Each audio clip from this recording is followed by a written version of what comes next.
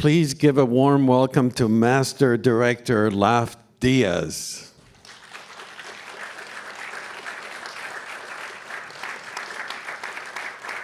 Oh.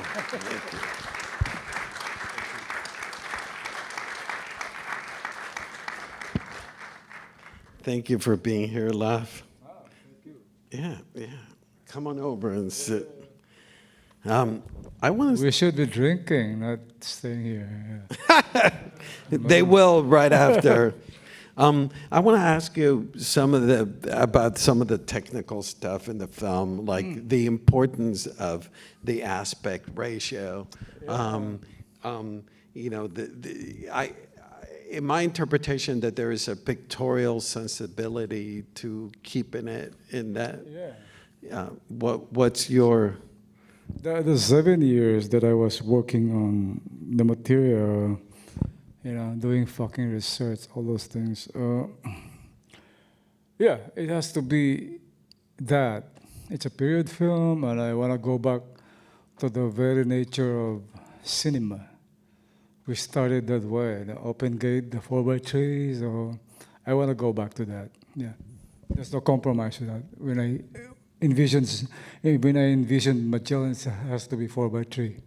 Okay, so the aspect. Going back to La Talent, all those great films. Yeah. Classic cinema. What I noticed watching your film is, and that aspect ratio, that it forces me to observe. It forces me to be a witness. The long takes and just us observing. Is that part? It has to be that way. No impositions, no judgment. We watch, the fucking truth of that epoch, that period. Mm-hmm. And then you show us the aftermath. Like, for example, at the end where, you don't show us Magellan getting his head chopped off. You see us the after, the battles, we see the, can you tell us that?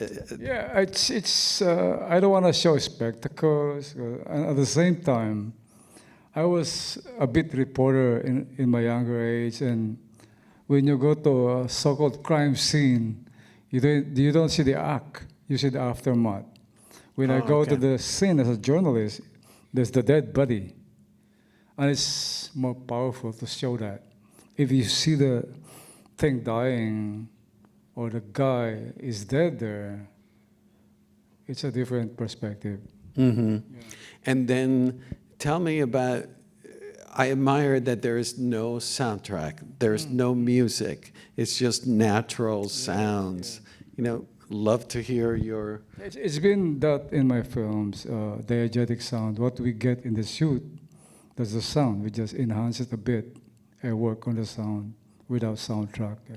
Okay. And then you do a lot of films in black and white. This is one of the films that you actually have done in color. Can you tell us about the significance of color in this film? And they're rich colors.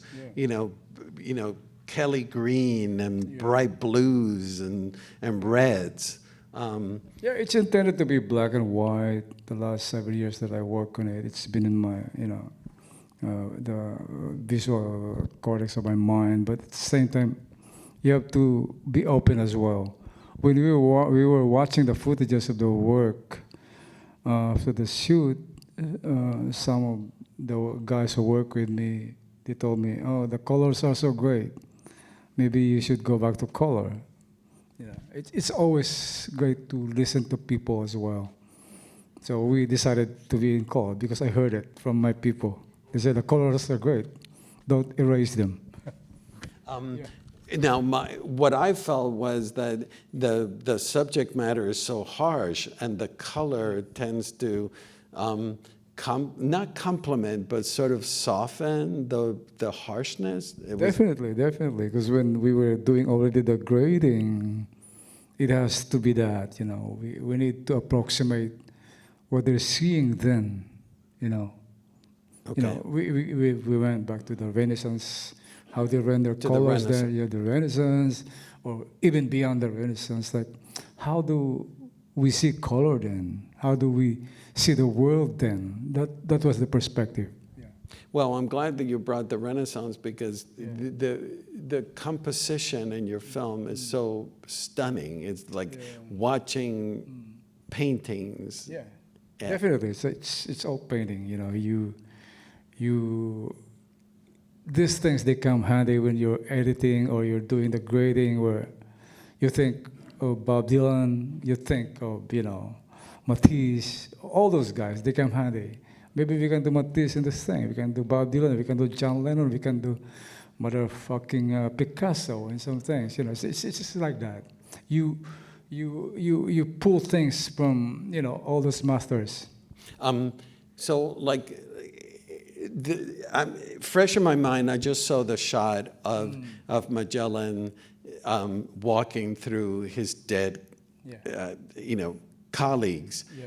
And it's so beautifully, there's so much composition in it. You have the ocean and you have the curve of the dead people. And is that something that you carefully compose? Yeah, it's been there in my mind because, there's a lot of, you know, we've known the narrative from Pigafetta. So Pigafetta's narrative is a bit romanticized in a way. So during my years of research on the mother, it became like a forensic thing, an investigative thing, and I realized that, you know, we should reconsider what happened. We should go back, examine the thing. So that image of the death of Magellan was the most, you know, I cannot articulate it. It is the most lingering image while making the film. What was that scene? Was it a battle, a massacre, or set up?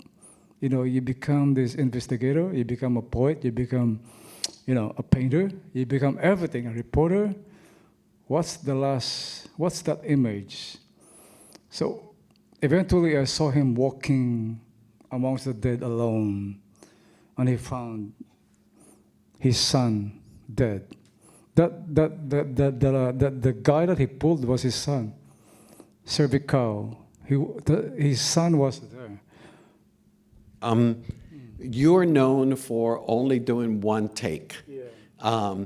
Tell us about why is it so important, and just to, when you're shooting, just to do one take, and what does that bring? It's a lazy filmmaking, Roger.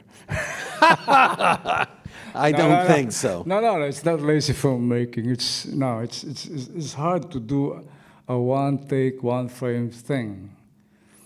It's not. It's hard on the cinematographer. I do the cinematography myself. With this film, I was with Arthur Tort. It's also hard with the actors as well, because they're so used to all the cut-to-cuts and being manipulated when they act. I mean, leave it to the AD, leave it to the director, leave it to the production manager, leave it to grading.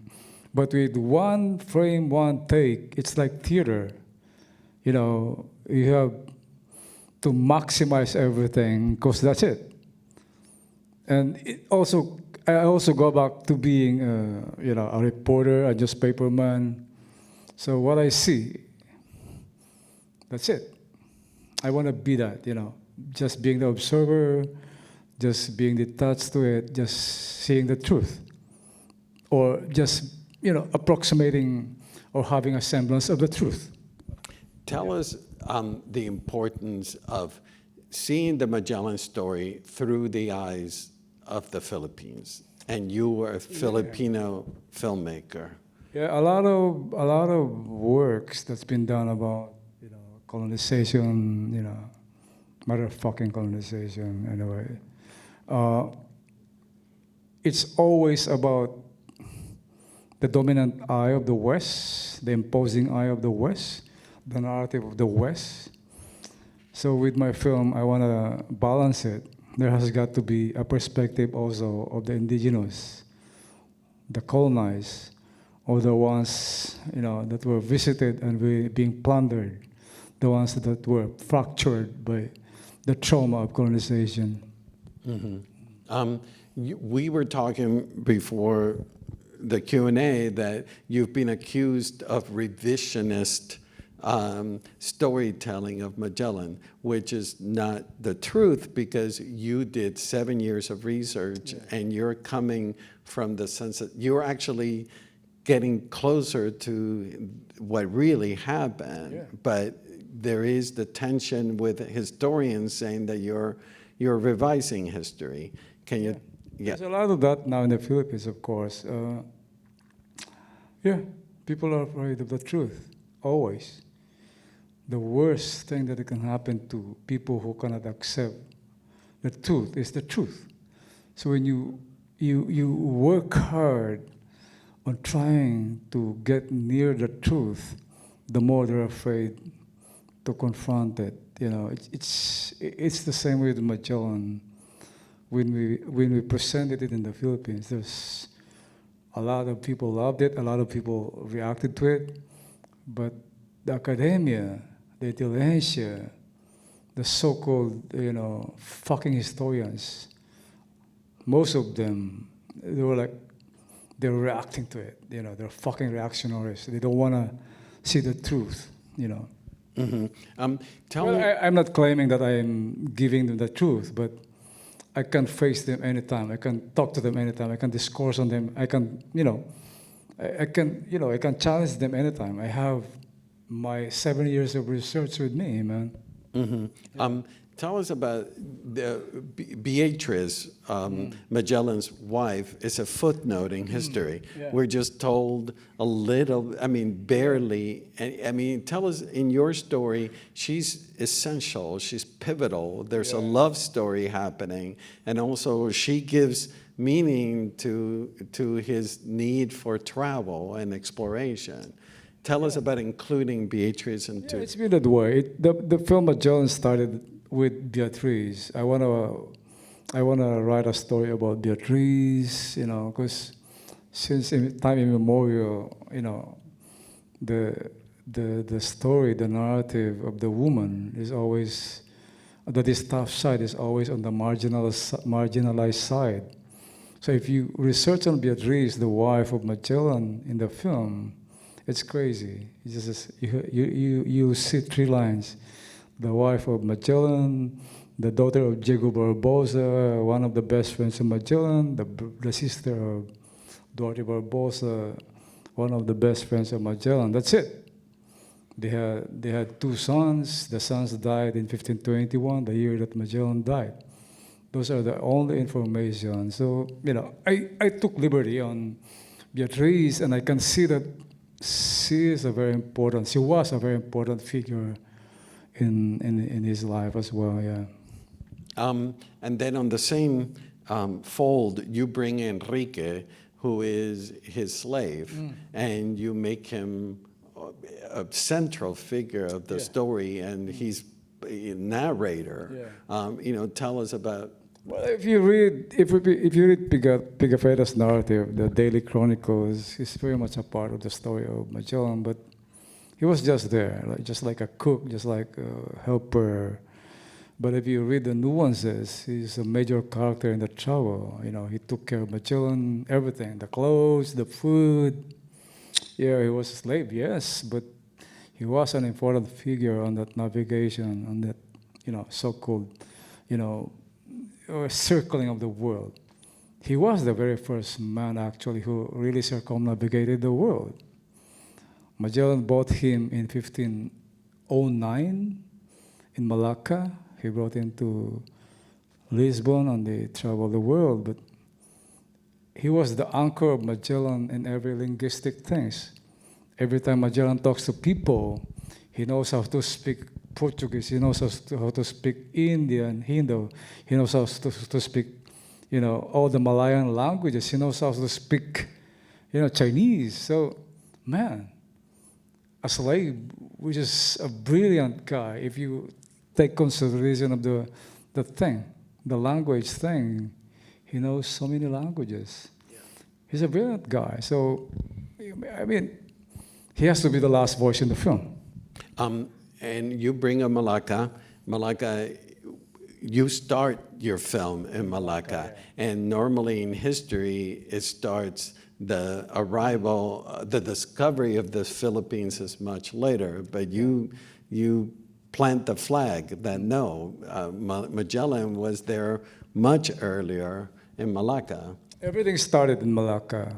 Magellan landed there in 1504, 1505 with his best friend Francisco Sirao. They were in India butchering people in Cananore, in Cochin, in Kerala, and then, in Goa eventually. So they were butchering people there. And then King Manuel and Almeida realized that there's a great trading going on in the Southeast Asian area, which is that the trading center is in Malacca, not Singapore then.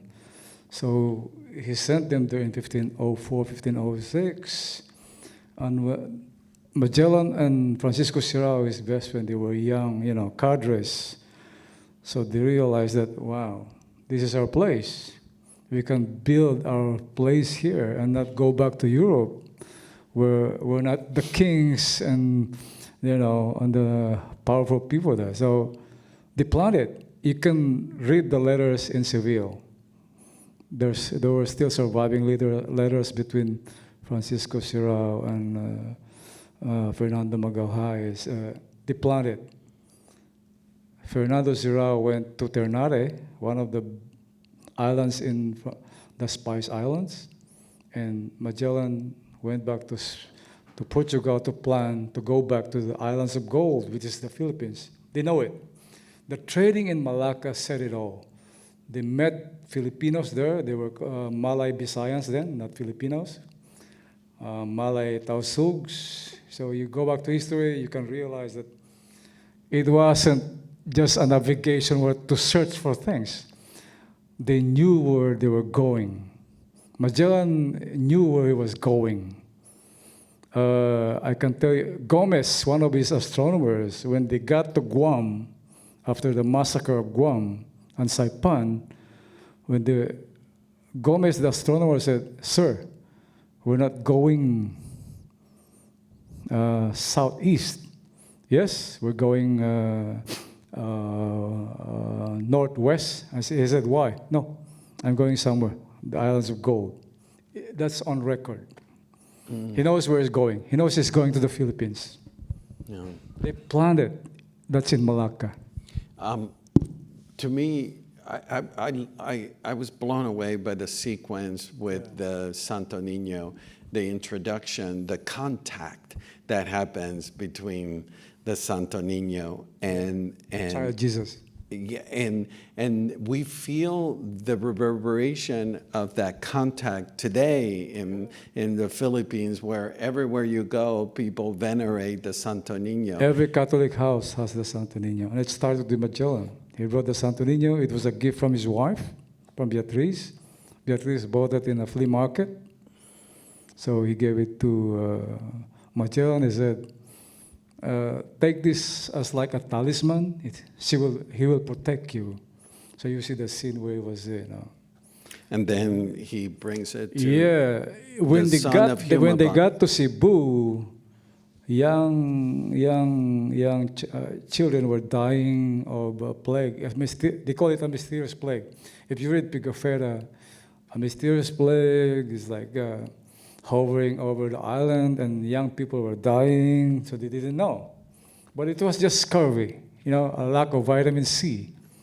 So when Magellan went there, when he arrived, 4 days later, 3 days later, he realized that everything was, young people are dying. So he went to the queen, the wife of Humabon. You see in the film, is that because one of the sons of Humabon was dying. She said, "The young Jesus will save your child, and also please give him this jam twice a day. The fruit jam, save the child, not the child Jesus." But of course, after the 2 days later, when the young man was running in the streets and cured of his malady, the queen was like, "Oh, Santo Niño is real." So the conversion happened. In 4 days, the whole of the island was converted because of that so-called miracle. So yeah, the Santo Niño is still the biggest icon in the country today.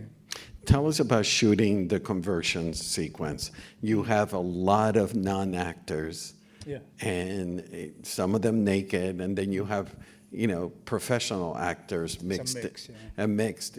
Tell us about that mixture that you talk about, working with professional actors, and in particular that sequence of the conversion.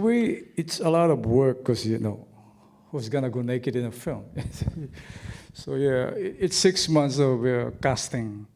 Where it came also with a lot of orientation. You go to a woman and said, "We're shooting this film about Magellan, about Lapu-Lapu, about our history. It's not for pornography. It's not fucking pornography." Yeah, it's an education thing where you make them understand that we're doing a cultural thing. We're doing, good cinema to educate people about this epoch in our history. So that's 6 months of work. Slowly we're getting people to join us. Actors and non-actors. We tell them, we'll see your vagina, or we'll see your pubic hair, or we'll see you, But it's not molestation. It's culture. So, we got them that way, educating them about the past, telling them to examine the past. They will be part of this, historical film. And that sequence of the conversion, that was also one take. Well, I made 3 shots, but all one take. Wow. Yeah, of course, you see the commitment of Gael there. It's committing to. I wrote like a 3-page line thing for him to memorize. I wrote it in English. My AD wrote it in Spanish, translated it to Portugal. The commitment of Gael in the film is amazing because he had to code switch, with languages, from English to Spanish to Portuguese.